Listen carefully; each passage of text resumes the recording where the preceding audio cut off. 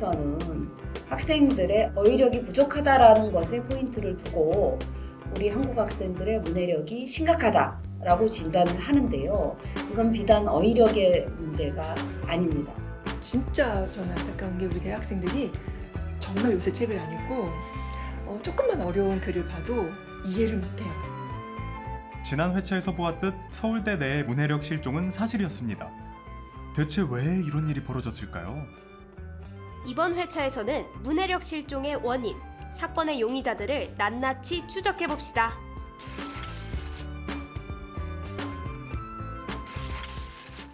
오, 여기는 어디죠?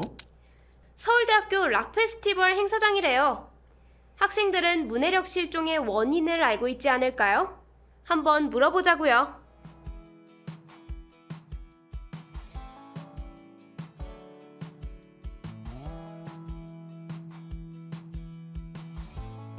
역시 SNS와 쇼츠가 많네요. 한문도 의외로 강자인데요. 서울대 학생들을 대상으로 3일 동안 투표를 받은 결과 2위는 과도한 미디어 노출, 1위는 독서 부족이었습니다. 달달한 쇼츠의 맛을 보면 씁쓸한 독서는 생각나지도 않는 악순환. 역시 서울대생들도 다르지 않군요. 먼저 문해력 실종의 주요 용의자인 미디어부터 살펴보자고요. 이 미디어 노출이 된다는 게 단순히 그냥 정보만 들어오는 게 아니라 자극적인 정보들이 주로 들어오는 거라서 생각할 시간이 그렇지 않아도 좀 줄어드는데 그게 이제 자극적이기까지 하다 보니까 점점 더 그런 활동에 더 빠지게 되면서 문해력에서 점점 더 멀어지게 되는 게 아닐까 싶습니다. 최근에 유튜브 쇼츠나 인스타그램 릴스 같은 거를 많이 보면서 좀 짧은 분량의 글이나 매체를 많이 접하다 보니까 좀 긴 글을 오랫동안 읽고 해석하는 능력이 떨어지는 현상이 최근 들어 있는 것 같다라는 얘기를 들은 적이 있고요. 아, 미디어의 수법은 바로 학생들의 생각하는 시간을 뺏는 것이었군요. 좀 더 구체적으로 알아봅시다. 우리가 인쇄 매체하고 그 영상 매체의 생각 경험의 차이를 얘기할 때 영상 매체는 누군가가 의미를 다 구성해서 전달해주고 그 전달된 의미를 시청하는 사람이 수동적으로 받아들이는 일련의 과정이라고 규정할 수 있어요. 근데 종이 매체는 내가 종이에 있는 글을 본다고 해서 의미가 구성되느냐? 그렇지 않아요. 내가 그 의미를 구성하지 않는 한 절대 그 텍스트에 있는 의미가 나에게 전달되지 않는다. 적극적으로 내가 의미를 구성해야 되는 그런 요구를 종이 매체는 우리에게 한다. 그렇기 때문에 영상 매체를 중심으로 한 미디어 경험은 스스로가 의미를 구성하는 그런 일련의 과정들을 제한하기 때문에 문해 능력을 떨어뜨리는 주범이라고 볼 수가 있어요. 그리고 우리가 이제 영상 매체를 볼 때에도 그 의미에 대해서 깊이 있게 내가 생각하면 좋은데 보통 디지털 환경 내에서 우리가 갖고 있는 마인드셋이 뭐냐면 그냥 그 표피적으로 빠르게 그 정보를 스쳐 지나가려고 하는 그런 경향성을 우리 마음에 갖고 있어요. 그러니까 영상 매체에 자꾸 노출된 친구들은 뭔가 정보를 빨리 처리하려고 하는 경향성이 있기 때문에 깊이 있는 이해의 과정을 경험하지 못할 가능성이 높다. 이 부분도 이제 미디어, 영상을 중심으로 한 미디어가 문해력을 저하시키는 한 요인이라고 볼 수가 있는 거죠. 예전에 텔레비전이나 이제 컴퓨터, 인터넷을 사용할 때는 그래도 능동성이라는 것이 조금 높았습니다. 이제 본인이 더 적극적으로 정보를 찾고 그걸 이용해서 뭐 타이핑을 해서라도 글을 쓰고 편집하고 이제 이런 일을 했는데 요즘 스마트 기기로 이루어지는 각종 행동은 훨씬 더 짧고 더 단순해요. 그리고 주로 남들이 준 정보를 가지고 본인이 조금씩 그 덧붙여서 최종 결과물을 만들어내는 정도인 거죠. 그러니까 본인의 노력은 그만큼 덜 들어가는 더 쉽게 목표에 도달할 수 있는 그런 상황이 됐습니다. 그러면서도 결과물의 질은 훌륭하기 때문에 본인이 뭐가 부족하다라는 건 잘 지각하지 못해요. 그리고 미디어가 문해력을 떨어뜨린다는 정도는 예상하고 있었지만 영상이 이렇게나 사람을 수동적으로 만들어 왔다니. 심지어 문제는요. 저는 책 진짜 안 읽었어요. 독서 측면에서는 변화가 있었던 게 당시 이제 핸드폰만으로 할 수 있는 그런 게임이나 아니면 영상 시청 할 수 있는 기능들이 있다 보니 그것들에 좀 매료되어서 독서를 좀 더 멀리 하게 되지 않았나 싶습니다. 현재 20대는 태어날 때부터 텍스트보다는 영상과 미디어 속에서 살아온 세대라고요. 이 정도면 문해력 실종 사건의 완벽한 환경 아닌가요? 뇌가 이제 쉬는 것 또는 단 음식 이런 것을 좋아하게 되는 거랑 같은 이치예요. 조금 더 시간이 들거나 이해하는 데 노력이 필요한 그런 작업을 거부하게 되어버리는 거죠. 그리고 그러다 보니 필요한 어휘력이나 이해력 같은 것이 늘지를 않았고 이제는 그런 정보를 받아들일 수가 없는, 즉 소화시킬 수가 없는 사람이 되어버린 거예요. 근데 이런 그 채널을, 자료를 좀 나이가 들어서 처음 접한 세대와 처음 자랄 때부터 이것만 본 세대는 또 근본적으로 다릅니다. 그래서 어떤 것이 있는지 알고 비교를 할 수 있고 또 경험도 여러 가지 해본 집단과 처음부터 너무나 말하자면 불량식품만 접한 집단은 다른 거죠. 근데 이제 그런 후자의 집단이 뭔가 커가면서 학습을 하고 일을 해야 할 때 조금 어려운, 예를 들면 텍스트 기반의 정보를 접한다. 그러면 어떻게 처리를 해야 될지 전혀 준비가 되어 있지 않은 그런 면을 보이게 되는 거예요. 그래서 바로 상당수의 지금 젊은 청소년이나 학생들이 겪는 문제가 바로 거기에서 출발한다고 볼 수 있겠어요.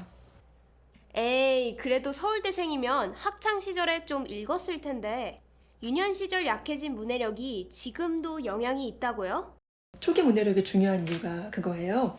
이 초기 문해력 중에서는 기본적인 읽기 쓰기에 대한 것도 있지만 요즘 중요한 그런 미디어 리터러시에 대한 부분도 있거든요. 이 부분을 처음 만났을 때, 뭐 어린 아이가 될 텐데, 그랬을 때 본인이 배운 것도 있고 경험도 있고 이래야 잘 한 단계 이렇게 넘어갈 수 있을 거예요. 근데 이제 그렇지 못한 경우라면 그냥 눈에 보이는 자극적인 부분에만 관심을 두게 되겠고 그 내용이 무엇인지는 뭐 본인도 모르고 그거를 잘 컨트롤 해주거나 지도해주는 어른들 주변에 없을 가능성이 크겠죠. 그래서 초반에 그러니까 기초적으로 자기가 가지고 있는 문해력이 낮을수록 그런 어떤 어려운 상황이 되었을 때 그러니까 불리한 상황이겠죠. 그럴 때 얻는 그 취약점이 더 클 수밖에 없습니다. 결과적으로 어린 시절부터의 미디어 노출이 현재 쇼폼과 SNS로 인한 문해력 저하를 가속하는 거군요. 네, 용의자 확보됐습니다. 그런데 아직 한 용의자가 잡히지 않았어요. 이 용의자, 조용하지만 꽤 치명적인데요? 맞아요. 두 번째 용의자는 독서 부족, 문해력의 핵심 기관들을 조용히 마비시키죠. 어서 증인을 만나 단서를 얻어봅시다. 글을 쓸 때 원하는 표현을 콕 집어서 쓰고 싶은데 어휘가 잘 생각나지 않아서 어려움을 겪는 경우가 종종 있고요. 역시 독서하면 어휘력이 빠질 수가 없군요. 근데 전 아무리 읽어도 어휘력이 나아지지 않던데 대체 독서와 어휘력 어떤 관계가 있는 거죠? 독자가 책을 읽을 때 하는 중요한 일은 자기가 처음 듣는 몰랐던 어떤 단어에 대해서 추론하는 일이에요. 분명히 그런 단어들이 있거든요. 아무리 박식한 사람도 모르는 단어들을 만나게 돼요. 우리 어린 아동 청소년 같은 경우는 심지어 모르는 단어가 한 20% 정도까지 섞인 책을 볼 때 어휘력이 잘 발달한다라는 그런 연구도 있습니다. 자, 책에서 자기가 몰랐던 단어가 나온다. 독자가 하는 일은 과연 이건 무슨 뜻일까? 생각하는 일이에요. 근데 이때 도움이 되는 거는 맥락이죠. 전후에 나왔던 그 글의 내용을 보고 이거는 그런 뜻인 것 같아 라고 생각을 하는데 얼마 더 읽지 않아서 그게 맞네 또는 잘못 생각했구나 라는 확인을 얻게 돼요. 이 내용을 가지고 책을 한 권 다 읽게 되면 자기도 모르게 그 단어에 대한 의미를 거의 정확하게 파악하는 수준에 이르게 됩니다. 책을 읽으며 모르는 단어를 그냥 넘기지 않고 이게 무슨 뜻이지? 하고 맥락으로 추론하는 과정. 그게 바로 독서와 어휘력의 핵심 관계였군요. 그런데 여기서 끝이 아니에요. 문해력의 핵심, 상상력과 사고력이 남아있다고요. 과연 읽지 않으면 우리의 상상력과 사고력에 어떤 일이 생길지 알아봅시다. 그 얘기는 우리는 인간이고 뇌가 있기 때문에 우리 머릿속으로 창조하는, 상상하는 부분도 있다는 거예요. 근데 예를 들어 이것이 책의 텍스트로 주어졌을 때와 아주 빠르고 자극적인 영상물로 주어졌을 때 어떤 차이가 있을까를 보면 쉽게 이해할 수가 있습니다. 영상물에서는 배경이나 분위기 이런 부분을 그냥 단박에 줘요. 그래서 우리는 그 이상을 생각할 필요가 별로 없어요. 그리고 시간도 주지 않아요. 그냥 빨리빨리 지나가기 때문에 바로바로 그것을 이제 캐치해야 됩니다. 그런데 비슷한 내용을 책으로 본다. 벌써 배경 설명부터 시작해서 그 인물이 어떤 특징을 가지는지, 사건이 어떻게 전개되는지 굉장히 많은 지면을 할애해서 우리한테 전달을 해주거든요. 그러는 동안 독자가 하는 일은 그런 부분을 상상하고 연결하는 일이에요. 그러니까 우리 뇌가 훨씬 더 능동적으로 많이 쓰인다는 거죠.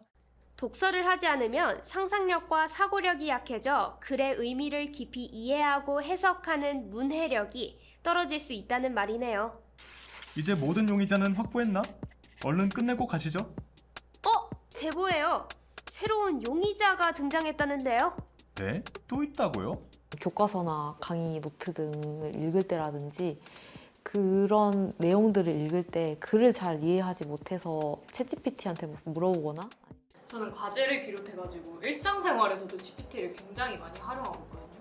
저 거의 GPT가 없으면은 거의 불가능할 정도로 많이 쓰고 있어서 입버릇처럼 하는 말이 제 친구가 뭘 물어보면은 GPT한테 물어봐 이렇게 하고 약간 넘기는 경우가 많아서 오직 나를 위한 맞춤 정보 제공에 글부터 발표 자료까지 다 해주는 AI의 등장이라 안 그래도 낮은 문해력이 더 낮아질 위기에 처해지겠네요. 문해력 실종 사건, 이대로 미제로 남는 걸까요? 그럴 순 없죠. 세 번째 용의자, AI에 대해 더 살펴봅시다. 네, 요즘은 또 이제 한층 더 나아간 게 인공지능, AI죠. 긍정적인 부분, 부정적인 부분 뭐 다 짚어볼 수 있을 것 같습니다. 이런 더 빠르고 어떻게 보면은 더 방대한 정보를 담고 있는 이 AI의 시대에는 그 스마트폰만, 기기만 썼을 때보다는 능동성이 다시 회복이 될 수 있는 여지가 보여요. 왜냐하면 소위 요새는 질문을 잘하는 능력이 굉장히 중요해졌잖아요. 똑같은 AI를 쓰더라도 사용자가 무엇을 궁금해하고 어떤 조직화를 통해서 답을, 내가 원하는 정보를 찾아내느냐 부분에서 개인 차이가 엄청나게 되어 있습니다. 그래서 무조건 기다리기만 하는 사람이 아니라 자기에게 필요한 정보를 더 적극적으로 찾아낼수록 더 좋은 정보를 얻는 사람이 되게 되어 있어요. 그래서 그 어떤 격차는 더 커지는 시대가 됐습니다. 그래서 대학생들이 이 부분을 활용하더라도 어떻게 써야 할지에 대한 교육을 받고 제대로 생각하고 그렇게 쓰게 된다면은 훨씬 더 발전된 인류로서 기능할 수 있을 거라는 그런 긍정적인 생각이 들긴 하거든요. 다만 그런 무서운 시대이기 때문에 본인의 어떤 문해력이 받쳐주지 못하고 또 이성적인 비판 능력, 또 AI에 대한 어떤 감수성 같은 부분, 이런 것이 미리 갖춰져 있지 않다면 그냥 당하기도 쉬운 때예요. 저 정보는 무조건 맞겠지라고 생각을 한단 말이죠. 그리고 거기서 발생하는 어떤 뭐 언어적인 오류라던가 하는 부분에 대해서도 본인이 거르지 못하고 사용을 하게 되어 있어요. 그래서 더 똑똑한 인간이 되어야 이 인공지능도 더 잘 사용할 수 있다라는 점이 요새 우리가 얻을 수 있는 지혜라고 생각합니다. 생성인공지능은 일단 활용할 때 그 기반이 되는 게 뭐냐면 호기심이에요. 내가 알고 싶은 마음이 있어야지 질문을 하게 되고 그 질문을 통해서 생성인공지능하고 대화하는 게 가능하고 대화의 결과를 내가 평가함으로써 즉 비판적 평가 활동을 통해서 나의 결과화하는 일련의 과정들을 긍정적으로 경험할 수 있어야 한다. 그렇지 않다면 이 생성인공지능이 개인이 스스로 생각하고 알고 싶은 마음을 오히려 뺏어갈 수 있는 위험성이 존재하는 거죠.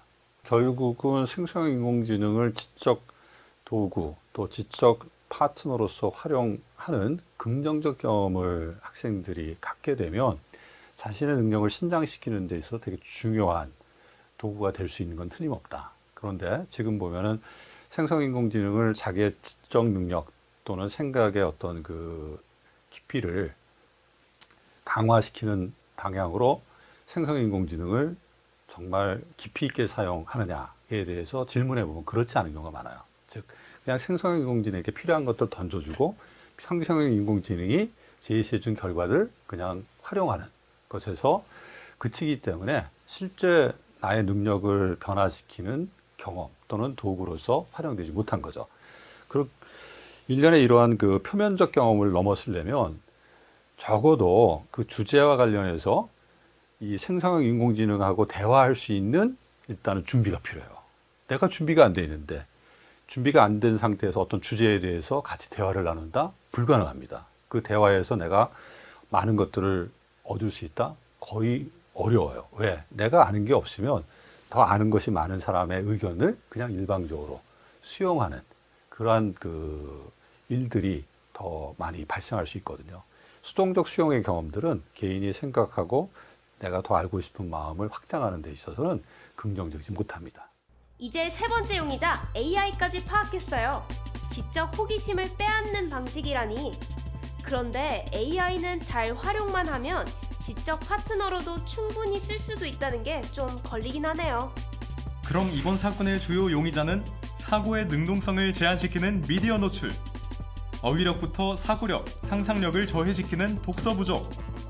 용의자들의 수법을 확인했으니 해결해 봅시다. 다음 회차에서는 어떻게 하면 사라진 문해력을 다시 찾아낼 수 있을지 살펴보시죠.